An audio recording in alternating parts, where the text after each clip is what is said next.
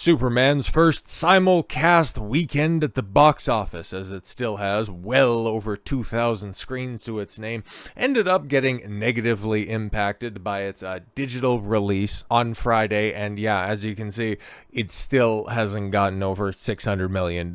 It's probably going to this week at some point in time. Who knows? Because I would highly doubt that it's going to lose any more theaters, and it's still making like a few $100s per theater, and it's not too bad at this point in time. Let's take a look at this past weekend. Yeah, it's in 6th place. Okay, it still is in, 2,600 screens. There is nothing coming out this week, and by simple virtue of it, yeah, even, on the tail end of things, making 800, 900,000, $1 million a day. I would imagine sometime, probably over the weekend.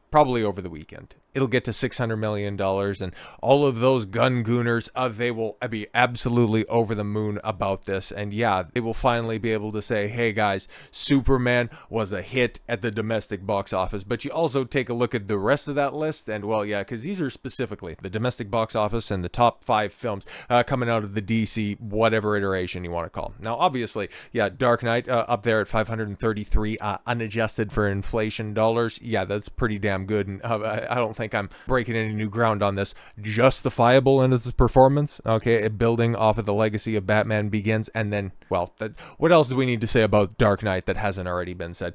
Dark Knight Rises, regrettably making $448 million, the last movie that I ever seen in the theaters, by the way, and yeah, nothing has really talked me back in there except for something that's coming out next year, but we'll talk about that over the weekend. It's not because I want to see it, it's because I dread it, and I just... We'll talk about it over the weekend, but it's also coming out from Warner Brothers, in case you want just a little bit of a teaser, but I digress.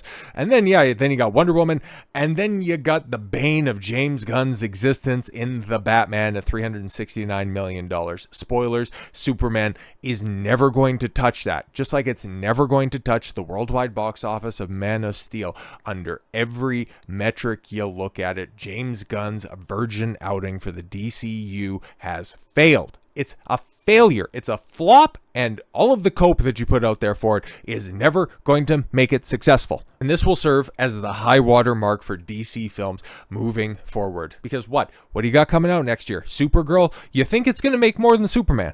Okay, you think it's going to make as much as Superman? You think it's going to make $600 million? I will take that bet every single day of the week. Unless Millie Alcock is getting her fucking cans out in every single scene. I do not see it. It's based on one of these nihilistic Tom King stories, vaguely masking his own mommy issues and CIA aspirations. It's a recipe for disaster. And yeah, Clayface might be good, but it's going to be an R-rated horror film made on a shoestring budget, based on a character that fucking nobody's heard of. It's a wrap. It's cooked. 2026 is going to kill off any momentum that James Gunn is going to have. And yeah, we heard about this last week, how he's just working on, and I work really quick, and this is going to be so great. My next installment in the Superman saga, the super whatever the fuck he wants to call it at this point in time. Oh yeah, I'm already done. It's dusted, and we're looking forward to it, because yeah, Superman sequel reportedly gets fast-tracked to 2027 release, because yeah, he's going to have to look at the damage that is going to be done to this franchise from now until the end of 2026, because yeah, the bloom is very much coming off of the rose of Superman. Okay, people are eventually going to have to wrestle with its underperformance at the box office. We'll finally stop seeing all of those shill accounts going, domestic box office, when you compare it to, Superman finally passed a Joker and Aquaman at the domestic box office. Yeah, Joker and Aquaman both made over $1 billion. Superman, to get into that club, it'll have to fucking buy a ticket. And so James Gunn is trying to strike while the iron is hot, because once people start combing through all of the clips, which I'm seeing a little bit of right now, obviously you have the shill reactors that are out there that go, oh my god, this is like the greatest Superman thing of all time. That's all over the YouTube right now. Okay, you got all of those early reaction channels that just go, at everything. It's really hard to take these people seriously when they get overwhelmed by the spectacle that is the Ride of the Rohirrim at Pelennor Fields, and then they'll do the exact same shit whenever Blade turns up in Deadpool and Wolverine. It's like, you fuckers, just insincere content that is just on top of a lot of the AI slop that's out there that has just ruined a lot of YouTube, but I digress. But you're seeing some funky shots turn up, specifically on Twitter is where I see it because I'm not really active on any other social media, but yeah, you're starting to see like the engineer was it just floomp into her nanobites and then just turn around when people are going, bro, why didn't you just fucking turn around? Why was that necessary? And then those stupid close-up shots that James Gunn likes for whatever reason that make, yeah, David Corenswet look like he's the product of incest. And in the coming days, you're probably likely to see other dodgy CGI that would look passable on a giant screen, but when you get the high definition quality on a relatively good monitor, yeah, people are going to start to pick apart this movie. And yeah, I think, on schedule, 30 days after the film leaves the theaters, yeah, outside of the diehards, outside of the gooners, you'll eventually start hearing, yeah, Superman, yeah, wasn't very good after all. So that's why, yeah, James Gunn saying, oh yeah, no, I've got my next treatment for the next Superman movie. It's going to be coming out in 2027. He goes, no, don't worry. It's going to be different than Supergirl. And I also want to set the tone for 2027 because there's also a fairly consequential release that's coming out next year. Or I'm sorry, in 2027 as well. The next Superman movie has reportedly landed a release date, with Warner Brothers and DC Studios claimed to be fast-tracking the sequel for July 16th, 2027. Although it's also said that July 9th, yes, could also be the date. I guess probably depending on how quickly they can get everything assembled. The film is expected to shoot early next year, at the same time as Matt Reeves' Batman Part 2, which I would imagine, right? Okay, because if the Superman was an unbridled success, like if it was actually something that people genuinely liked instead of this astroturfed social media campaign, we would have got positive confirmation that, yep, this is going to be Bruce Wayne in the DCU. James Gunn, when he's out there on all of these interview tours, okay, when he's out there just running his mouth, sinking the reputation of not just himself, but of this wider universe, he would be talking mad shit about what is actually coming next, instead of going, yeah, we got a Wonder Woman screenwriter, okay, this Anna Nogueira chick who has done not that great stuff before, but yeah, she's gonna be writing Wonder Woman. Who's Wonder Woman gonna be? It doesn't matter, because we got a screenwriter, and I really like screenwriting, and I was a writer a long time before I was a director, so yeah, that's stuff that's very important to me. Just James Gunn's vanity project and his fingerprints are all over this shite. So he wants to set the tone for 2027, but he also realizes that there's not much that's going to be firmly in his control over the next, 18 months or so. And maybe if they're going to be fast-tracking filming for whatever not Spider-Man, why do I keep wanting to say that? Superman 2, whatever it's going to be called, whatever it is going to be. He can go away from social media for a little while, from the interview circuit. Let the brain trust around Supergirl carry a lot of the promotional stuff for early 2026. And then James can come in and, set the tone for the DCU moving forward because, oh yeah, right, I'm really happy with Clayface and, Mike Flanagan's script. Oh my God, it's so great. It's so wonderful. It's fantastic. It's so great that we get to work with him. I really like him and I like all of his stuff. And because, oh my God, like it was such a success, such a great success with that one. Oh, it'll just lead perfectly. A tertiary Batman villain will just lead perfectly into the next Superman movie. Okay, I guess, but also he's gonna have to wear the.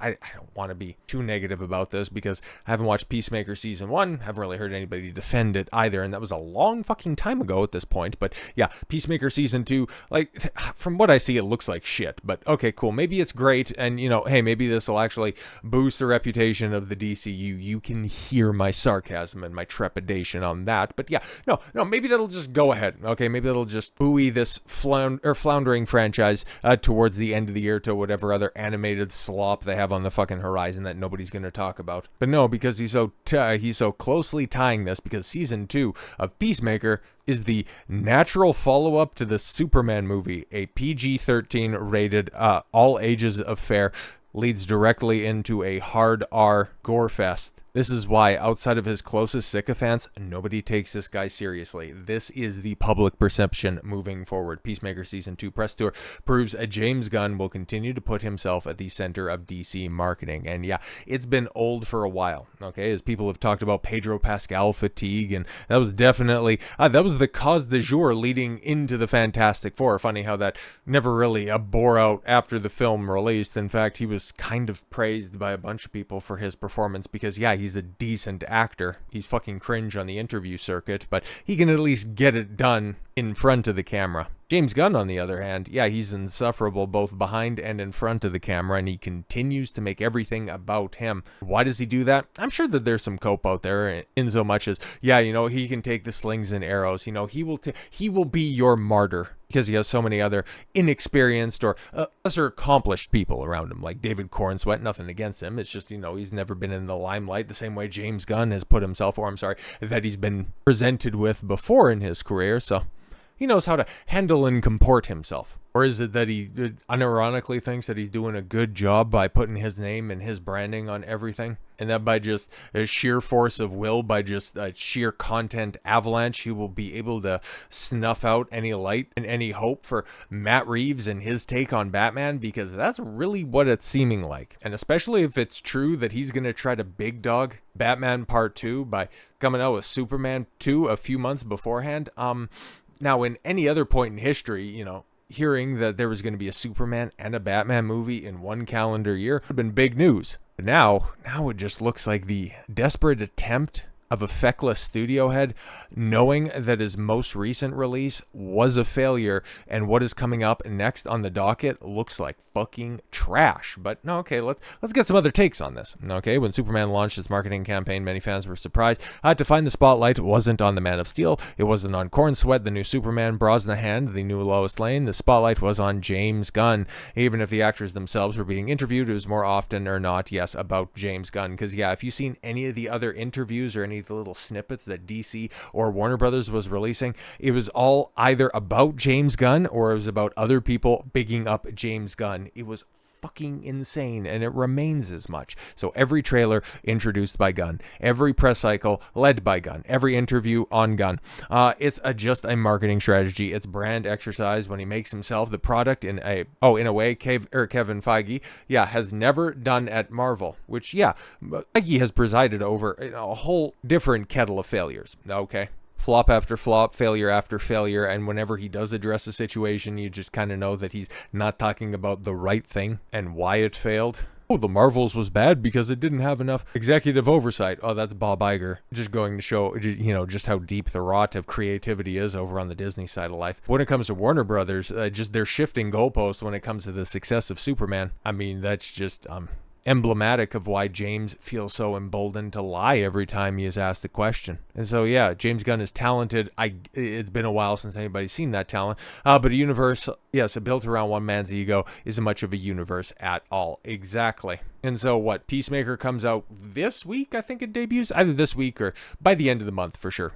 That's wild, okay, because we know more about James Gunn on the Peacemaker press tour as opposed to the release date for Peacemaker. And now that Superman has hit digital, I would imagine we're probably going to hear the customary, probably by Friday, oh my God, it's been the biggest release on digital. Oh, just, you know, hey guys, this was an unmitigated success. Everybody loves Superman on digital. Oh, what are its numbers? Everybody loves it. Yeah, I'll probably get a couple more customary pats on the back like that, but eventually people are going to start looking around to James going, why is everything all about you? Why is everything not about the projects that are coming out? God, all of this shit is just really kind of samey, sloppy, or forgettable. What's the actual plan over here? You know what? You know, that Penguin show was pretty good. And you know what? I went back and watched that 2022 Batman movie. And yeah, that sequel's coming out here in the near future. Maybe Matt Reeves, maybe as much as James Gunn wanted to offer a different take on superhero films and try to distance himself from what Zack Snyder was doing with DC. Maybe a genuinely refreshing take coming from Matt Reeves. Maybe that's what we need for DC. And yeah, for as much as Marvel is fucked with its next few movies and the next few years that it has within its content pipeline, I think the struggles for the DCU, yeah, especially if there's going to be a Superman 2 and a Batman 2 coming out in 2027, yeah, he better relish his moment in the honeymoon period because it's only downhill from here. So with all that said, thank you all very much for the gift of your time. I've been Don Cosmelo. I want you to follow your gut and get after it. Take care, everyone.